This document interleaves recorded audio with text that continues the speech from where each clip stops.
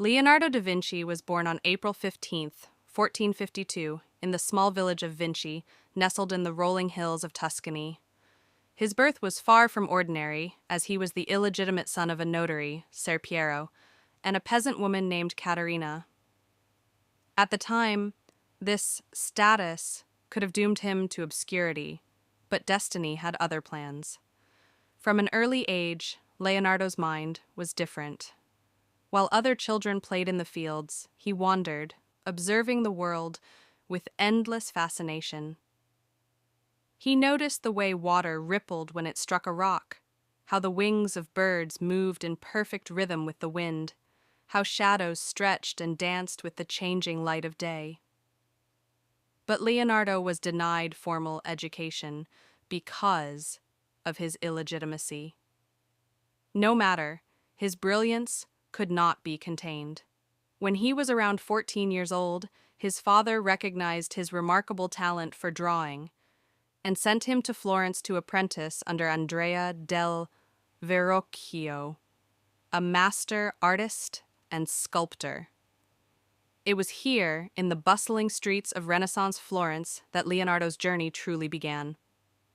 Verrocchio's workshop was a world of creativity and hard work, where students learned not just to paint but to sculpt, mix pigments, and study mathematics and geometry. Leonardo excelled in everything he touched. Then came a moment that would mark him as different from all others. Verrocchio had been working on a painting of Christ being baptized by John the Baptist, and asked Leonardo to paint one of the angels in the scene. When the painting was complete, Verrocchio stepped back to inspect it. He couldn't believe his eyes. Leonardo's angel seemed almost divine, its face soft, radiant, and impossibly lifelike. Legend has it that Verrocchio was so struck by the brilliance of his young apprentice that he put down his brush and vowed never to paint again. Leonardo was no longer just an apprentice. He was an artist whose name began to spread across Florence. Yet painting was only one aspect of his boundless curiosity. Leonardo was fascinated by the human body, by its beauty and complexity. To understand it better, he sought permission to dissect cadavers, a practice both risky and scandalous. By candlelight, in cold, hidden rooms, he carefully cut into the flesh of the dead, observing muscles, veins, and organs, and filling his notebooks with drawings so detailed they were centuries ahead of their time. These anatomical studies were not just art, they were science, and they revealed a man who could see the future in ways no one else could. Despite his brilliance, Leonardo's life was filled with challenges. He was often slow to finish his work because he demanded perfection. Perhaps nowhere was this more evident than in the creation of The Last Supper, one of his most celebrated masterpieces. The painting was commissioned for a convent in Milan, and Leonardo approached it with both obsession and frustration. For days, he would stand before the blank wall, lost in thought, painting only when inspiration struck. He sought to capture not just the physical form of the apostles, but their emotions, their shock, anger, and sorrow in the moment. Christ reveals he will be betrayed. The monks who commissioned the work grew angry at the delays, yet Leonardo refused to compromise. When the painting was finally complete, it was breathtaking. The figures seemed alive, their expressions so human, so real, that those who saw it were stunned. But Leonardo's mind could never be confined to one discipline. While he painted masterpieces, he also designed machines of war for powerful patrons like Ludovico Sforza, the Duke of Milan. He sketched enormous crossbows, armored tanks, and flying machines inspired by the wings of birds.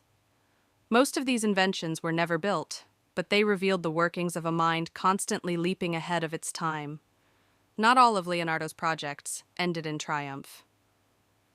One of his most heartbreaking failures was the colossal bronze horse he was commissioned to build for the Duke of Milan. The statue was meant to be the largest of its kind, a testament to the Duke's power. Leonardo worked for years, designing the perfect form, even creating a full-sized clay model. But before the statue could be cast, war broke out. The bronze set aside for the sculpture was melted down to make cannons, and Leonardo's vision was lost. For a man who dreamed so grandly, this was a bitter disappointment. And then there was the Mona Lisa. Painted over years of careful attention and quiet obsession, it became Leonardo's most iconic work. Her smile, soft and mysterious, has captivated the world for centuries. It is said that Leonardo kept the painting with him until the end of his life, constantly refining it, as if searching for something within that elusive expression. Some say the Mona Lisa's smile reflects Leonardo's own understanding of life, how beauty, joy, and sadness exist together in perfect harmony. In his later years, Leonardo found a new home in France, invited by King Francis I, who revered him not just as an artist, but as a thinker. Leonardo lived in a manor near the king's court, spending his days surrounded by his notebooks and the few paintings he carried with him. On May 2nd, 1519, Leonardo passed away at the age of 67. According to legend, the king himself held Leonardo in his arms as he took his final breath, a fitting end for a man whose genius had touched so many lives. Leonardo da Vinci's story is not just the story of one man. It is the story of human potential, of curiosity unbound, of art and science merged, of dreams both realized and lost. In his lifetime, he created works that changed the world, and yet he left behind even more unfinished ideas, as if to remind us that the pursuit of knowledge never ends. Today, we still look at his paintings, his sketches, and his inventions, and we marvel, not just at what he created, but at how much he dared to dream.